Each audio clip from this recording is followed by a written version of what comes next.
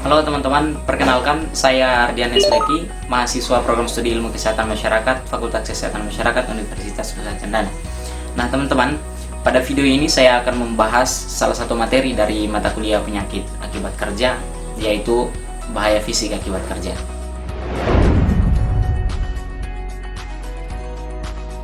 Secara singkatnya teman-teman, bahaya fisik itu berkaitan dengan hal-hal fisik yang ada di lingkungan kerja, misalnya tekanan, suhu, arus listrik, ketinggian, kecepatan angin, iklim, dan lain sebagainya.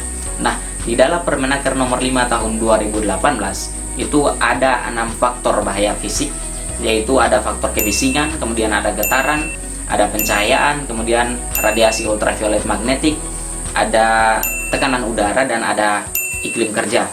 Nah, di dalam iklim kerja ini ada 4 komponen yang dibahas, yaitu ada suhu, kemudian kecepatan angin, radiasi, dan juga kelembaban. Nah teman-teman, kita masuk pada pembahasan yang pertama, yaitu kebisingan. Nah, ketika berbicara mengenai skup atau ruang lingkupnya, maka kebisingan itu adalah suara yang tidak dikehendaki, yang bersumber dari alat produksi seperti mesin ataupun lain sebagainya yang ada di lingkungan kerja itu, yang pada tingkatan tertentu itu dapat menimbulkan gangguan pendengaran pada pekerjanya, teman-teman. Nah, alat yang digunakan untuk mengukur kebisingan itu namanya SLM atau Sound Level Meter. Nah, teman-teman, pada prinsipnya kebisingan itu terbagi menjadi 3, yaitu yang pertama adalah kebisingan kontinu atau kebisingan secara terus-menerus. Jadi, seorang pekerja tersebut terpapar kebisingan yang secara terus-menerus yang bersumber dari mesin atau alat produksi yang ada di tempat kerjanya. Kemudian, yang kedua adalah kebisingan terputus-putus atau intermittent. Contohnya seperti apa? Teman-teman bisa melihat ketika ada kendaraan yang lewat di jalan, atau teman-teman bisa melihat orang yang bekerja di bandara ketika pesawat landing ataupun take off. Nah, di situ ada noise. Nah, itu adalah salah satu contoh dari kebisingan terputus-putus. Kemudian yang ketiga adalah kebisingan impulsif. Misalnya ketika terjadi ledakan, nah itu adalah salah satu contohnya kebisingan impulsif. Nah, apalagi sekarang ini teman-teman bisa mendengar ledakan petasan di mana-mana, itu merupakan contoh kebisingan impulsif. Lalu berapa sih nilai ambang batas atau NAB yang diatur atau diperbolehkan di dalam menerapkan sebuah standar kebisingan itu? Nah, teman-teman bisa melihat dan mengacu pada standar di dalam Permenaker nomor 5 tahun 2018. Jadi, nilai ambang batas yang diperbolehkan bagi pekerja yang terpapar secara terus-menerus selama 8 jam kerja itu diperbolehkan 85 desibel. Nah, yang menjadi pertanyaannya adalah apakah seorang yang terpapar kebisingan di atas 85, kita ambil contoh misalnya 95 desibel, boleh bekerja dengan kebisingan tersebut? Jawabannya boleh. Akan tetapi ada yang harus dikurangi. Apa itu? Masa paparannya. Bukan lagi 8 jam, tetapi akan berkurang. Nah, detailnya teman-teman bisa melihat di dalam Permenaker nomor 5 tahun 2018, akan saya tampilkan. Nah, di sini teman-teman bisa melihat seperti yang saya sampaikan tadi, contoh ketika seseorang bekerja di kebisingan 95 desibel, maka dia hanya bisa bekerja selama 30 menit. Begitu juga dengan tingkat-tingkat kebisingan yang lainnya. Teman-teman bisa melihat pada gambar yang saya tampilkan ini.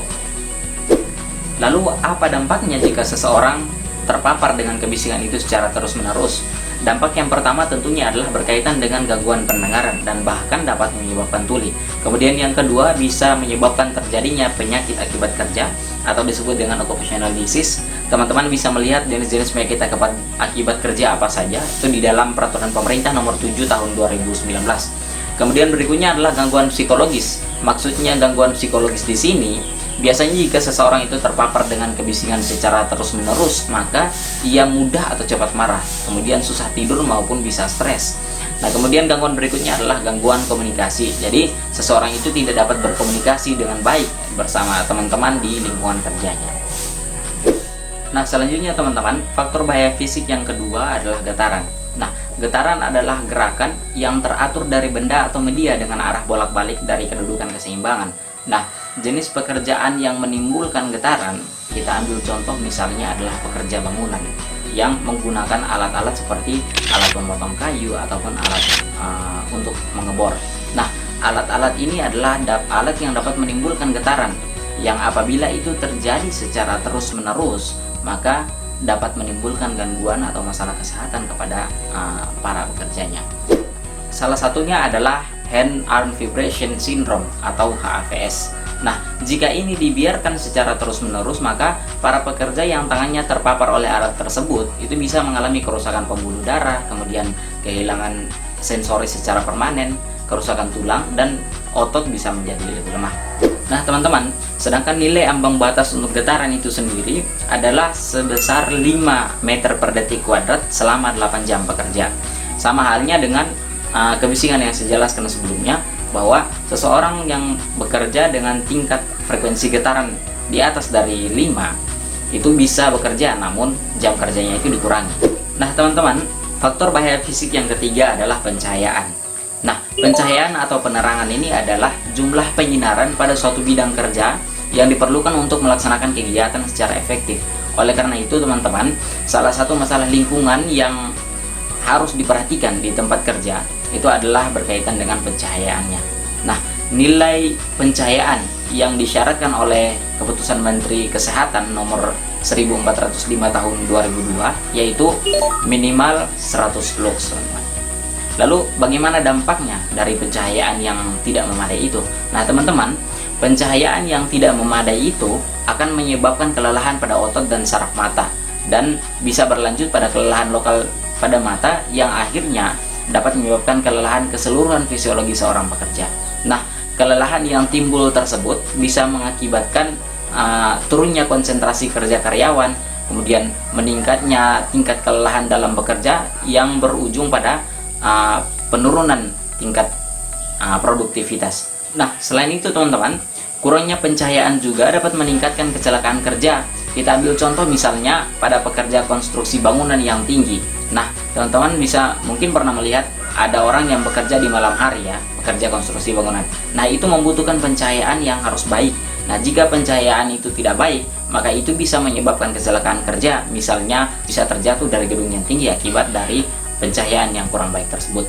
Kemudian faktor bahaya fisik yang keempat yaitu berkaitan dengan tekanan udara. Nah, tekanan udara ini sebenarnya tidak berpengaruh terhadap kesehatan tubuh pekerjanya jika tekanan itu dalam keadaan normal atau konstan. Dalam hal ini 1 atmosfer. Nah, tekanan udara dapat berubah menjadi berbahaya atau ekstrim diakibat karena tinggi ataupun rendahnya tempat kerja. Nah, ini adalah salah satu faktor dalam proses perubahan tekanan menjadi ekstrim. Nah, semakin tinggi suatu tempat kerja, maka lapisan udara itu semakin tipis dan semakin renggang, sehingga akibatnya itu adalah tekanan udara semakin rendah. Nah, kebanyakan orang itu gegabah karena melakukan kegiatan di tempat yang bertekanan tinggi ataupun rendah tanpa mengetahui akibat dari kegiatan yang dia lakukan tersebut, teman-teman.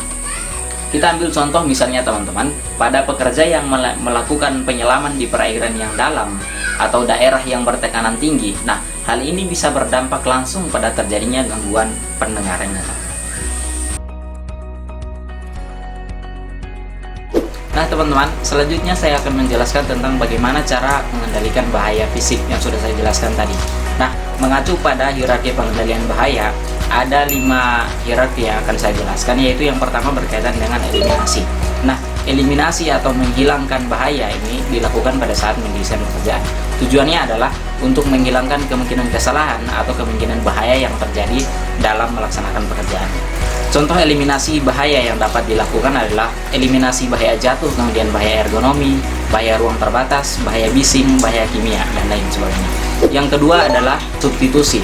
Nah, substitusi ini merupakan metode pengendalian yang bertujuan untuk mengganti bahan, proses, operasi maupun peralatan dari berbahaya menjadi yang tidak berbahaya. Hierarki yang ketiga yaitu rekayasa teknik dan reorganisasi pekerjaan. Nah, teman-teman, tahapan rekayasa teknik dan pengorganisasian dari pekerjaan ini merupakan tahapan untuk memberikan perlindungan kepada pekerja secara kolektif. Contoh penerapannya itu adalah pemberian perlindungan kepada mesin, kemudian sistem ventilasi, mengurangi bising, kemudian mengorganisasi pekerja untuk melindungi pekerja dari bahaya kerja itu sendiri. Keempat yaitu pengendalian administrasi. Nah teman-teman, pengendalian administrasi ini merupakan pengendalian risiko dan bahaya dengan peraturan-peraturan terkait dengan keselamatan dan kesehatan kerja yang dibuat oleh suatu perusahaan. Nah, contoh pengendalian administrasi yang dilakukan adalah misalnya melakukan seleksi terhadap karyawan agar penetapan karyawan itu berdasarkan kemampuannya. Kemudian mengatur jadwal kerja atau rotasi kerja agar tidak menimbulkan kelelahan atau kecapean pada pekerjaan. Hierarki pengendalian yang terakhir yaitu APD atau alat pelindung diri. Nah teman-teman, pemilihan dan penggunaan alat pelindung diri ini merupakan hal yang paling tidak efektif dalam pengendalian bahaya. Kenapa demikian teman-teman? Karena APD atau alat pelindung diri ini hanya berfungsi untuk mengurangi resiko dari bahaya yang terjadi. Contoh alat pelindung diri yang biasa digunakan itu adalah topi keselamatan, kemudian ada kacamata keselamatan, ada masker, sarung tangan, earplug, kemudian ada pakaian, dan ada sepatu keselamatan. Nah, mungkin ini saja yang dapat saya jelaskan terkait dengan bahaya fisik akibat kerja. Mohon maaf jika ada kesalahan dalam penyampaian, dan terima kasih.